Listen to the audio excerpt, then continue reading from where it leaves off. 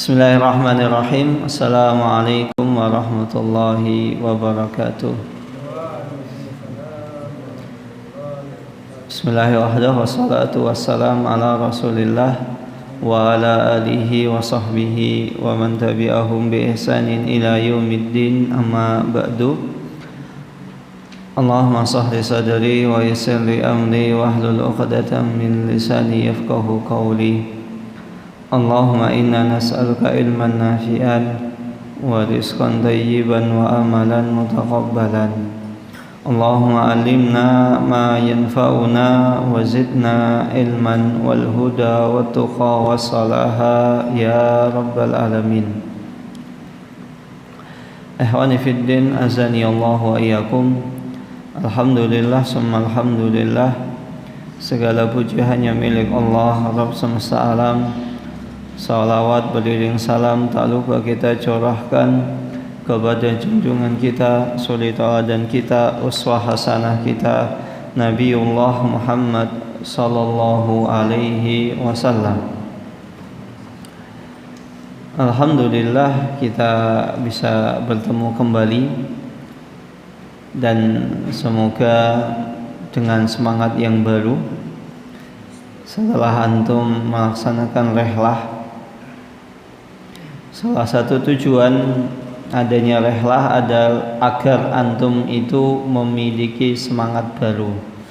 Yang malas jadi punya semangat lagi, yang sudah rajin jadi semakin rajin, yang sukanya bangun telat jadi semakin rajin, yang ngantukan di halaqah jadi dikurangi ngantuknya, yang suka tidur di halaqah biar nggak suka tidur, nggak usah saling natap sana sini. Saya sudah tahu kok yang suka tidur siapa saja. Nah, ikhwan fiddin, azani Allah wa iyyakum. Pembahasan kita pada siang hari ini adalah tauhid. Karena kemarin pembahasannya itu belum selesai. Telah kita jelaskan bahwasannya yang dikatakan, yang dimaksud dengan tauhid adalah setiap yang diagungkan selain Allah Subhanahu wa taala, baik dengan disembah, ditaati atau dipatuhi. Dan yang disembah, ditaati, dipatuhi atau diagungkan itu bentuknya berbagai macam, batu, manusia ataupun setan. Ketika dia menyembah, mentaati, mematuhi, mengagungkan benda-benda tersebut, melebihi ketaatannya, melebihi patuhnya, melebihi pengagungannya kepada Allah Subhanahu wa taala, maka itu dikatakan sebagai tauhid. Dan sebagian para ulama mereka memberikan syarat, hendaklah tauhid tersebut adalah yang disembah selain Allah. Artinya disembah selain Allah, maka batu, manusia, setan itu otomatis selain Allah. Ini syarat yang pertama. Syarat yang kedua adalah dia ridho, dia senang, dia menyukai untuk disembah. Seperti Fir'aun laknatullah alaih, dia senang untuk disembah, bahkan memerintahkan kepada orang lain, kepada penduduk Mesir untuk menyembah dirinya.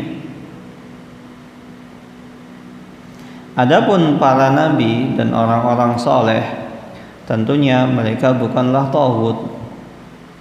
Tapi kalau seandainya dia mengagungkan orang soleh, para nabi, para wali Allah Azza wa Jalla, melebihi pengagungannya kepada Allah Subhanahu wa taala, maka orang tersebut dihukumi sebagai telah melampaui batas dan dia telah melakukan kesyirikan. Maka oleh karena itu, menjauhi tauhid artinya adalah dia harus mengingkarinya. bahwasanya itu bukan sesembahan yang berhak disembah. Kemudian tidak menyembahnya atau memujanya dalam bentuk dan cara apapun, sebagaimana firman Allah Subhanahu wa taala mengutip ucapan Nabiullah Khalilullah Ibrahim alaihissalam, wa idh qala Ibrahimu li abihi wa qaumihi innani bara'una mimma ta'budun. Dan ingatlah ucapan Nabiullah Ibrahim alaihissalam ketika ia mengatakan kepada ayahnya dan kaumnya, innani bara'un mimma ta'budun, sesungguhnya aku berlepas diri dari apa yang kalian sembah, illalladzi fatarani fa innahu sayahdin, kecuali Allah Subhanahu wa taala, zat yang menciptakanku, karena hanya kepada Allah Subhanahu wa taala yang akan memberi petunjuk jalan kebenaran. Karena di sini secara tidak langsung sesuatu sesembahan yang berhak disembah itu adalah yang menciptakan kita. Maka ketika seseorang menyembah kepada selain Allah padahal dia bukan yang menciptakan, maka tidak layak. Maka bagaimana mungkin seseorang menyembah kepada selain zat Allah padahal Allah yang menciptakan? Semua orang tahu yang menciptakan manusia adalah Allah Subhanahu wa taala. Maka kalau misalnya ada orang menyembah kepada selain Allah, sejatinya otaknya itu jongkok. Paham saya, otak jongkok. Orang bodoh. Maka kesyirikan itu membuat seseorang bodoh. Ada sebagian orang itu mengagungkan tikus sampai berlebihan. Coba bayangkan tikus, apa istimewanya? Ini tanpa menjelek-jelekkan ciptaan Allah ya. Coba bayangkan manusia menyembah tikus. Apa istimewanya tikus dibanding manusia? Istimewanya apa coba? Kelebihannya apa tikus? Unik. Ya, kalau cuman unik, manusia banyak yang unik. Apakah tikus tersebut memberi makan kepada manusia? Tidak. Yang ada malah manusia yang makan tikus. Tentunya haram ya. Ada kan manusia makan tikus, naudzubillahi min dzalik, cicik, jorok. Terus di sisi yang lain, tikus itu kan biasa hidup di tempat-tempat yang kotor dan jorok. Kok ada loh orang misalnya nyembah tikus? Kenapa nggak sekalian nyembah misalnya apa gitu, toilet gitu? Sekalian aja.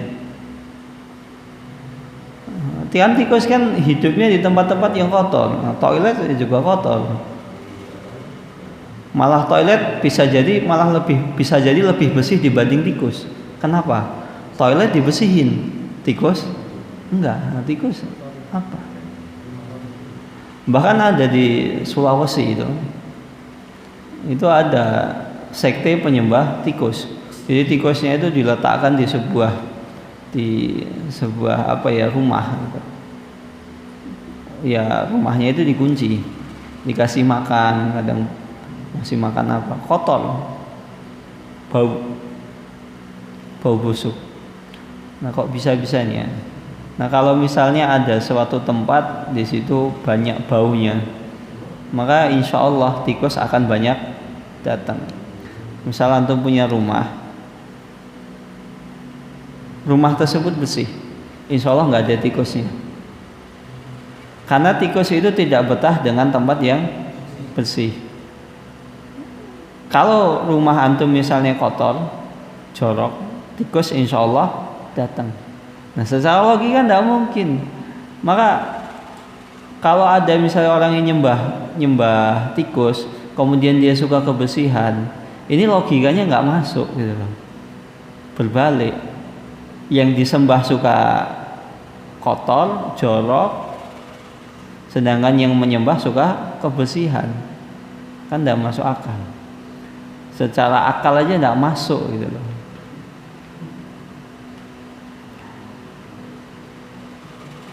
Maka seseorang yang apapun yang disembah selain Allah Subhanahu wa taala dan dia bukan yang menciptakan, maka tidak layak. Karena salah satu sebab seorang itu akan tunduk ketika zat tersebut itu yang memberi rizki, yang menghidupkan, yang menciptakan. Kenapa karyawan itu kok nurut sekali dengan seorang karyawan, nurut sekali kepada atasannya, bosnya? Kenapa? Karena salah satu rizkinya itu lewat bosnya. Bosnya yang memberi gaji. Nurut. Misalnya, tolong ini dirapikan.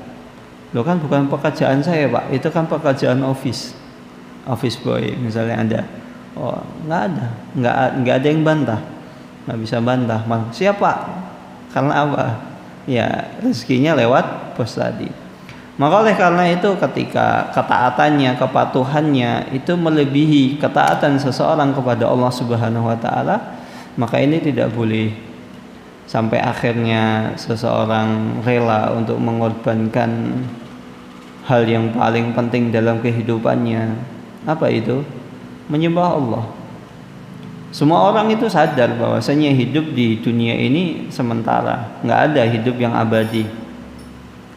Kalau seandainya kehidupan ini abadi, maka salah satu manusia yang paling berhak untuk hidup abadi adalah Fir'aun. Kurang apa Fir'aun coba? Kurang kaya. Nah, ada yang lebih kaya dibanding Fir'aun. Kurang berkuasa, nggak ada yang lebih berkuasa dibanding Fir'aun. Kurang apa lagi?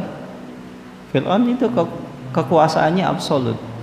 Maka saking tidak ada yang bisa mengganggu, Fir'aun sampai mendeklarasikan bahwasanya dia adalah Tuhan.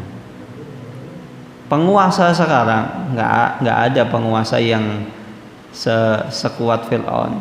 Paling penguasa sekarang 5 tahun ganti. Kalau misalnya ingin diktator paling lama berapa? 30 tahun. Penguasa paling lama itu 30 tahun. Diktator, Presiden Libya Muammar Gaddafi 30 tahun. Atau sebagai seorang raja. Raja itu paling lama berapa sih berkuasa? Antum pernah dengar raja berkuasa 100 tahun? Tidak pernah. Paling yang 40 tahun, 50 tahun itu paling. Itu pun kalau misalnya dia diangkat raja ketika dia masih kecil. Kan ada sebagian orang itu, sebagian raja itu diangkat ketika masih kecil. Kenapa? Karena ayahnya meninggal duluan, akhirnya karena dia putra mahkota dia diangkat menjadi raja dalam usia masih kecil. Paling itu nanti paling lama 50 tahun, 60 tahun. Tidak ada yang lebih dibanding itu. Sedangkan Fir'aun lama, kekuasaannya lama. Bahkan para ulama mengatakan sengaja Fir'aun itu usianya dipanjangkan oleh Allah. Ada yang mengatakan kekuasaannya sampai ratusan, bahkan ada yang mengatakan ribuan. Ada yang seperti itu? Tidak ada. Maka Fir'aun itu kekuasaannya Masya Allah.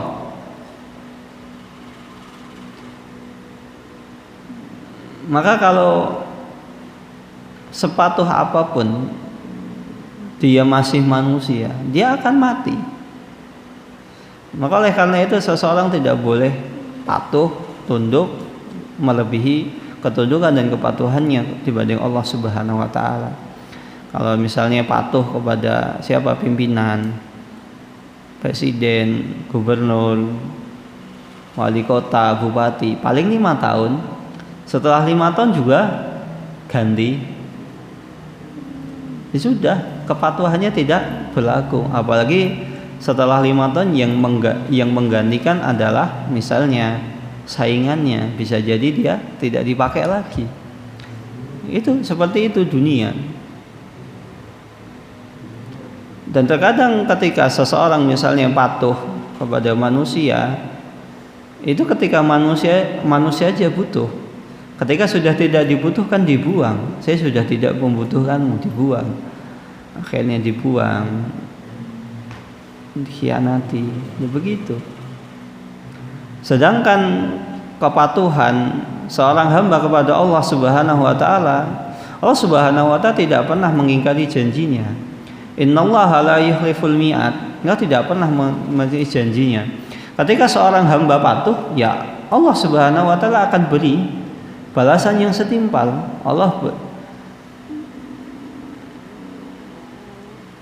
Allah bahagiakan kehidupannya.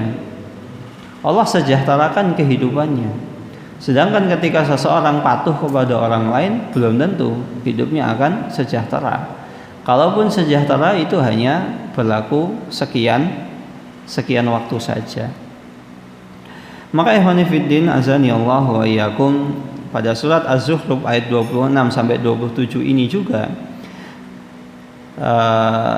mengandung an-nafyu, penafian, yaitu seseorang itu harus menafikan innani bara'un mimma ta'budun, harus menafikan saya tidak menyembah kepada selain Allah, saya tidak menyembah apa yang kalian sembah. Yang kalian sembah itu tidak benar. Illalladzi fatarani, kemudian isbat, dan yang kami sembah hanya Allah Subhanahu wa taala saja. Maka kalau seandainya seseorang ingin tauhidnya benar, ya harus mengingkari semua peribadatan selain Allah Subhanahu wa taala. Apapun itu. Apapun yang disembah oleh manusia selain Allah, maka itu tidak benar. Mau itu patung, mau itu pohon, mau itu ikan, mau itu setan, mau itu apapun, itu sesembahan yang tidak berhak disembah. Misalnya kita dapati saudara kita, ada orang lain, ada tetangga, dia menyembah kepada selain Allah, kita katakan agamanya tidak benar. Itu akidah yang harus kita pegang. Tidak ada seperti itu unsur salah, tidak ada. Bahkan setiap orang berhak untuk mengklaim agamanya yang paling benar. Nah, kalau tidak mengklaim agama yang paling benar, artinya dia tidak yakin. Bahkan itu menunjukkan agamanya nggak tepat. Salah satu konsekuensi seseorang menganut agama adalah meyakini yang dia anut adalah sebuah kebenaran, sedangkan yang lain itu salah, normal. Nasrani meyakini demikian, Yahudi, Buddha, Hindu meyakini demikian. Maka ini bukan unsur salah. Tapi tentu kita tidak boleh, nah salahnya seperti ini, kamu loh, kemudian Pak kafir, nah itu salah. Walaupun sebenarnya juga ya memang dalam agama kita itu kafir, tapi tidak boleh. Maka ada sebuah, ini ngomongin kafir saya jadi ingat, saking bencinya seseorang itu disebut kafir, walaupun sebenarnya sah-sah saja ya, tapi kafir, kata kafir ini dianggap sebagai kata yang rasis. Sampai orang kafir sekalipun itu tidak mau dikatakan sebagai orang kafir. Itu pertama. Kedua, ada sebuah spanduk unik. Jadi ada sebuah spanduk. Biasanya kan kadang kalau ada kebun, ada tanah kosong, itu seringkali kadang ada orang-orang yang nakal itu buang sampah ke kebun tersebut. Nah, akhirnya ditulis ada sebuah spanduk, yang buang sampah di sini kafir. Nggak ada orang yang buang sampah di situ. Nah, ini menunjukkan bahwasanya kata kafir itu dibenci oleh semua orang. Kan sebenarnya orang menurut pemilik kebun itu kan muslim ya. Sedangkan orang muslim meyakini selain muslim adalah kafir. Kenapa orang non muslim tidak ada yang buang sampah di situ? Kalau dikatakan kafir ya memang saya, ya kan? Tapi ternyata tidak ada. Nah, ini menunjukkan kafir itu adalah bahasa yang sangat dibenci bahkan oleh orang kafir sekalipun. Maka oleh karena itu ya namanya menafikan, artinya meniadakan semua. Kita harus berlepas diri, membenci kesyirikan. Jangan malah kita mendukung kesyirikan. Nggak apa-apa, biarin aja. Yang penting saya nggak ikut. Ketika ada acara kesyirikan di kampung kita tidak berusaha untuk mengkanter. Mohon maaf, ini jangan, mending misalnya biaya ini daripada untuk melakukan saya larung sesajen, mending biayanya kita alihkan untuk misalnya beasiswa murid berprestasi. Itu kan lebih penting dibanding misalnya ngalung sesajen. Nggak boleh. Malah kita biarin aja lah. Ya nggak apa-apa, buat uangnya ini buat misalnya ngelalung sesajen, buat apa acara-acara kesyirikan. Kita tidak mengingkari, malah mendiamkan. Maka namanya mengingkari ya setidaknya ingkari itu kan ada beberapa macam. Pertama, kita mengingkari itu dengan cara apa? Dengan lisan, ngomong. Tapi kalau nggak bisa dengan lisan, dengan perbuatan, tangan, lisan. Kalau tidak bisa tangan dan lisan, dengan apa? Hati. Dengan hati gimana? Ya kita ingkari, kita jauh-jauh, jangan deket-deket. Misalnya pas acara peresmian acara yang kesyirikan, terus kita hadir, ya itu artinya hati kita tidak mengingkari. Jangankan acara kesyirikan, ketika misalnya kita diundang acara, misalnya ada maksiat, kita boleh kok nggak datang, itu sebagai bentuk pengingkaran. Atau misalnya wah ini nggak enakan ini, tetangga saya, tetangga depan rumah, atau bestie teman dekat, namanya diundang itu kan ya harus hadir kan, haknya kan, kewajiban kita harus hadir. Nah bisa disiasati kita misalnya hadir sebelum acara dimulai atau setelahnya, atau ya ketika setelah ya acara kemaksiatan tersebut hilang. Bagaimanapun juga kita hidup di dunia ini bermasyarakat. Terkadang ada masalah sepele itu akibatnya besar. Maka kita harus bijak untuk mengambil sikap. Ya ini maksiat, iya ini maksiat. Tapi selama masih bisa kita siasati, kenapa tidak? Misalnya ada acara maksiat apa? Nikahan. Di sebagian tempat acara nikahan itu identik nanti ada dangdutan. Kadang malamnya itu ada orang mabuk-mabukan. Sampai naudzubillah, sampai terkadang ada pezinaan. Kadang apa ya, biduanitanya itu malah seneng ketika disawer, dilecehkan. Ya mereka yang maka ketika seperti itu kita bisa hadir sebelumnya atau setelah acara. Alasan mohon maaf saya datang terlambat. Kenapa? Ada acara di luar kota. Kan udah selesai. Apalagi kalau rumah kita jauh dari tadi. Misalnya teman best friend kita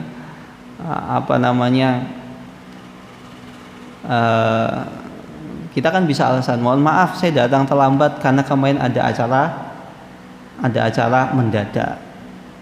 Walaupun acara mendadak tiba-tiba ngajak jalan-jalan anak-anak, sah kan? Ya bisa kita siasati, kita juga tidak bohong kok. Ditambah lagi story kan, kadang orang kan, sebagian orang kan kepo, suka mantau ngepoin storynya kan, kepoin story. Ini kemana, bisa siasati. Besok ada acara teman saya, ini pasti dia ngundang hal-hal perkara maksiat. Jadi sejak sebelum hari H, misalnya H-1 kita story, misalnya di WA atau di Instagram, bismillah healing dulu. Padahal apa? Cuma ke warung depan rumah. Ya kan healing. Sebagian perempuan kan demikian. Healingnya apa? Ke warung depan rumah itu sudah healing dibanding di rumah setiap hari, terus kan bosan. Atau misalnya ke minimarket kampung sebelah, itu sudah healing loh. Bagi sebagian perempuan kan tidak salah kan? Iya benar. Ya intinya selama bisa diakali, kenapa tidak? Karena terkadang juga ketika seperti ini, sebenarnya masalahnya itu ya sepele, tapi bisa berdampak besar. Ada di sebagian masjid, sebagian tempat, ini cuma gara-gara masalah apa? Masalah sepele. Ada seorang jamaah, kejadiannya itu dia mampir sholat di masjid ada seseorang mampir sholat di sebuah masjid. Kebetulan masjid tersebut itu sedang ada kajian dan kajiannya ramai. Sebelumnya jamaah pengajian itu sudah dihimbau untuk parkir mobil dan motornya rapi, sudah ada timnya. Nah ini kebetulan ada orang mampir kemudian parkirnya sembarangan. Ada salah seorang warga lihat, loh ini loh, ada jamaah pengajian ini parkirnya sembarangan. Sebenarnya kalau kita telusuri itu bukan jamaah yang hadir pengajian tadi, cuma orang mampir. Akhirnya apa? Kajiannya besok di stop di situ.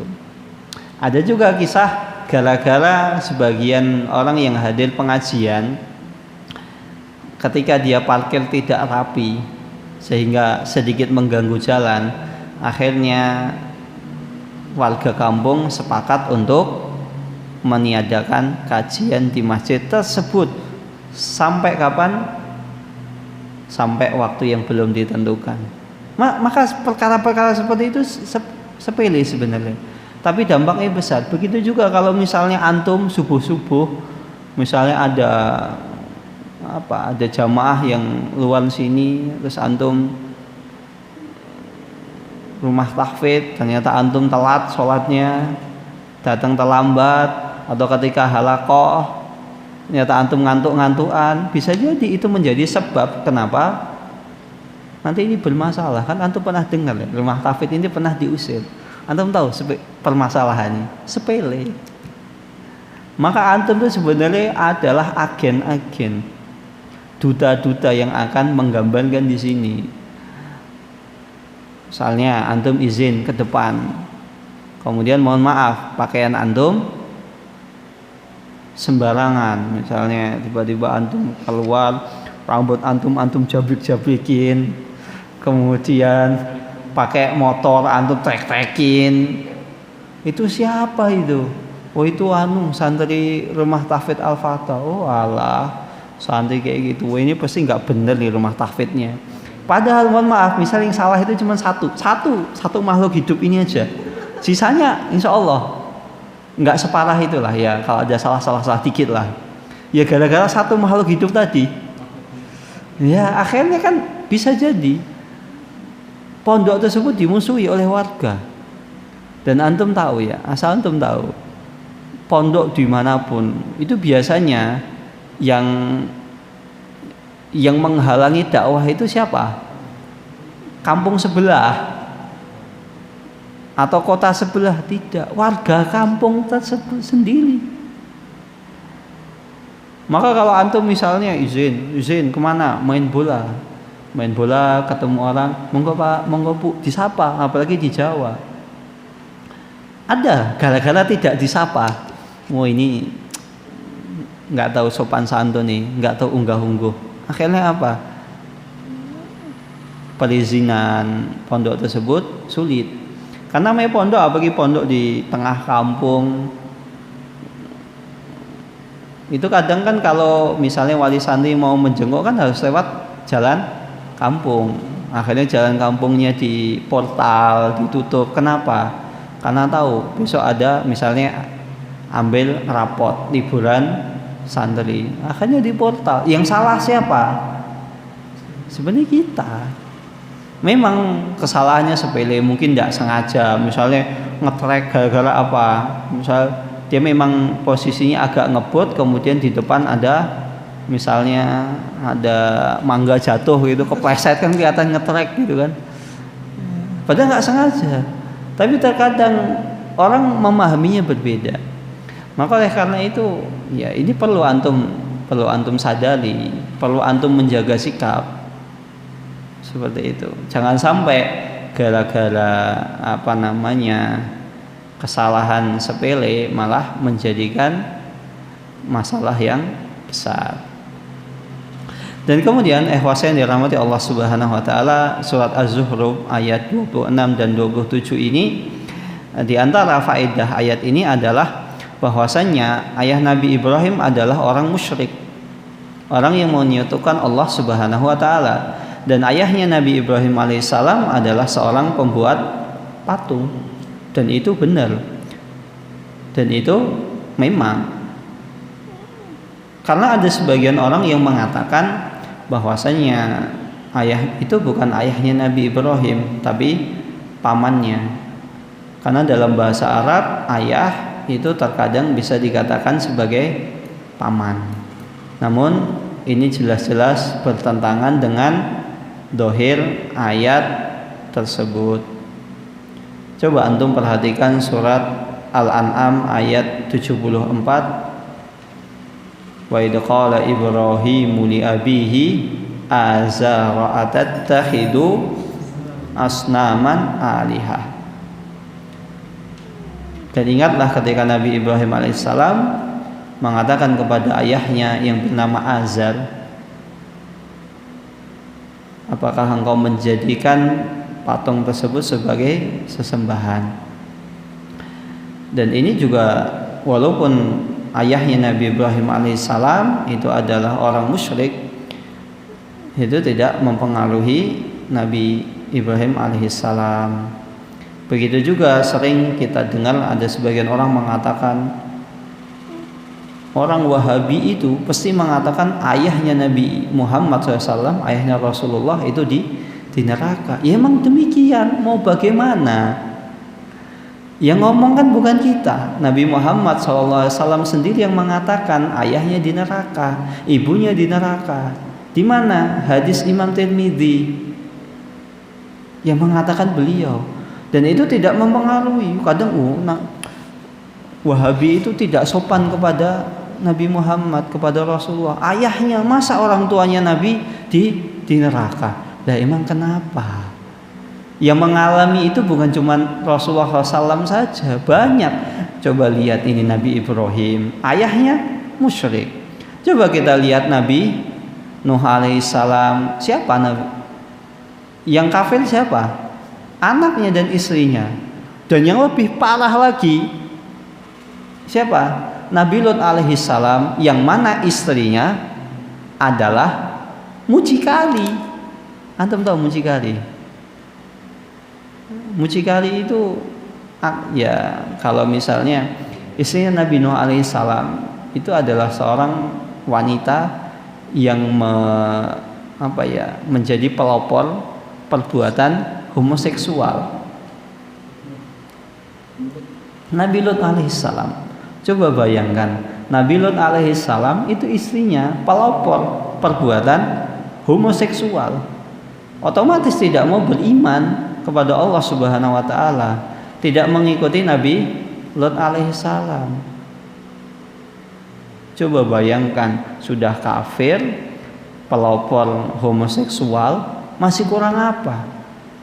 Ya kan sisanya kan kafir, musyrik. Istri Nabi Lut udah kafir, musyrik, pelopor homoseksual. Otomatis namanya pelopor itu siksanya yang paling berat. Maka begitu juga ketika antum mengajak kepada keburukan. Misalnya teman antum ini, culun-culun semua, baik-baik semua, polos-polos semua. Kemudian antum mengajari perkara yang jelek. Misalkan ada teman antum ini, mohon maaf ya, misalnya dia nggak ngerti apa-apa. Kemudian antum ajari gini loh, caranya misalnya main remi. Ini loh caranya main apa? Ini loh caranya main judi itu seperti ini, taruhan itu seperti ini, misal. Ini loh main misalnya judi online seperti ini. Ini taruh sini, nanti kamu dapat ini. Cara taunya untung gimana? Ini. Nah itu dosa antum paling besar. Siapa tahu usaha itu dia ngajarin orang lain. Nah dosa antum nambah lagi. Maka kalau ada teman antum yang masih polos, urus aja. Jangan antum ajari yang nggak benar gitu loh. Ajari yang benar gitu loh. Ajari gini loh, cara biar antum tuh bangun subuh tepat waktu. Begini caranya, sebelum tidur seperti ini, antum baca apa yang harus disiapkan, tidurnya harus miring kemana.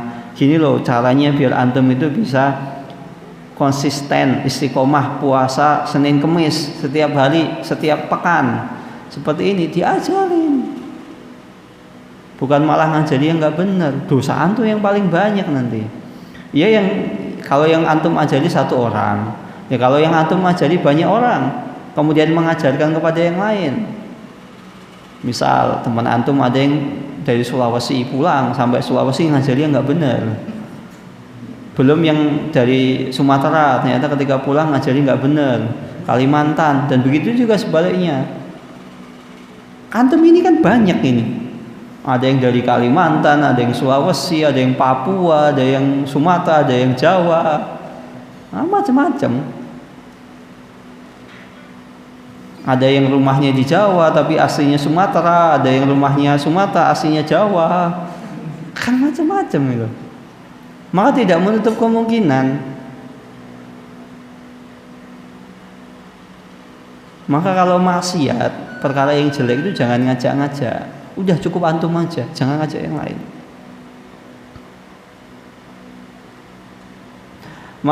Maka oleh karena itu sekalian,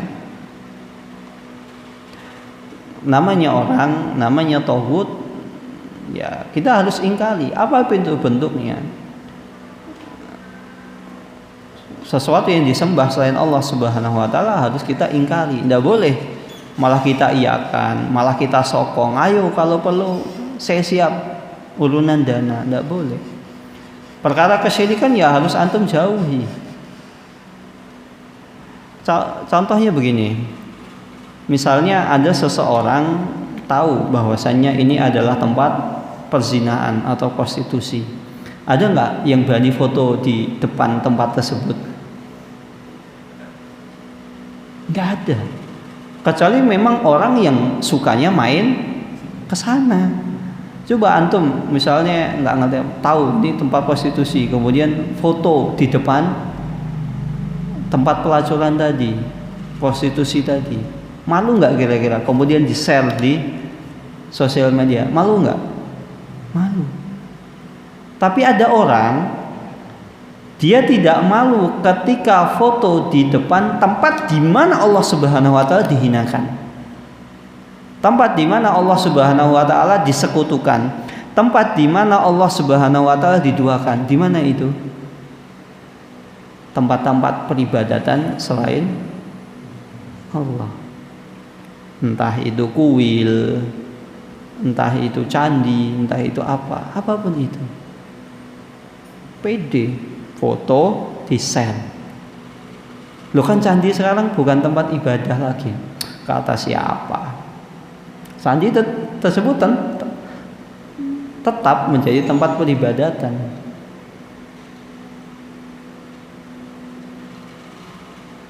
Bahkan ada acaranya, ada ibadahnya, masih digunakan tempat ibadah sampai sekarang.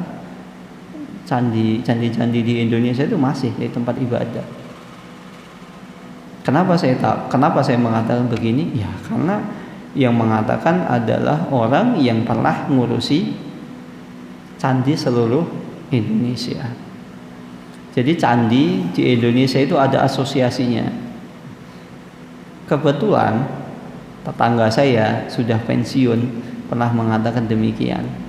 Candi tersebut sampai sekarang masih digunakan sebagai tempat ibadah. Entah itu Candi Prambanan, Borobudur, candi apapun itu masih tetap menjadi tempat ibadah. Maka jangan sampai antum ketika foto di depan tempat pelacuran malu, tapi foto di depan tempat di mana Allah Subhanahu wa taala disekutukan, diduakan, dikhianati, direndahkan, antum malah pede. Naudzubillahi min dzalik. Maka inilah pentingnya ikhwas sekalian kita tahu ilmu. Orang kalau tidak tahu ilmu akhirnya berbuat sesuka hatinya. Hussein dirahmati Allah Subhanahu wa taala, ini adalah tauhid, maka kita harus mengingkari, dan lawan dari tauhid adalah kita harus bertauhid kepada Allah Subhanahu wa taala. Kapan seseorang bertauhid itu tauhidnya itu bermanfaat bagi dirinya kelak di akhirat? Yang pertama, ketika dia memahami maknanya. Artinya namanya tauhid harus mengingkari setiap peribadatan selain Allah. Dia harus menjauhi, dia tidak bangga, dia tidak senang mendekati tempat-tempat di mana Allah disekutukan, Allah dilecehkan, Allah dihinakan, Allah direndahkan.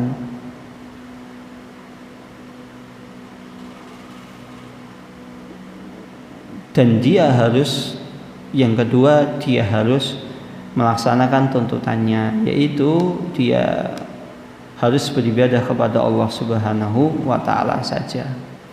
Maka saat itu orang yang bertauhid akan tauhidnya bermanfaat kelak, baik di dunia maupun di akhirat kelak.